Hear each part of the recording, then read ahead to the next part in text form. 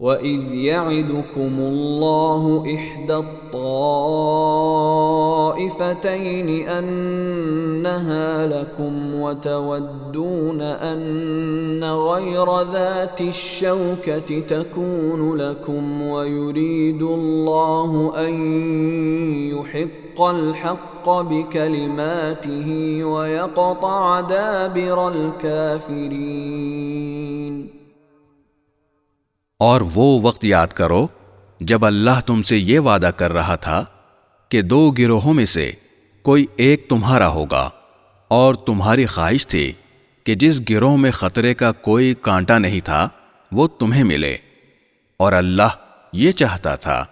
کہ اپنے احکام سے حق کو حق کر دکھائے اور کافروں کی جڑ کاٹ ڈالے۔ لِيُحِقَّ الْحَقَّ وَيُبْطِلَ الْبَاطِلَ وَلَوْ كَرِهَ الْمُجْرِمُونَ، تاکہ حق کا حق ہونا اور باطل کا باطل ہونا ثابت کر دے، چاہے مجرم لوگوں کو یہ بات کتنی ناگوار ہو۔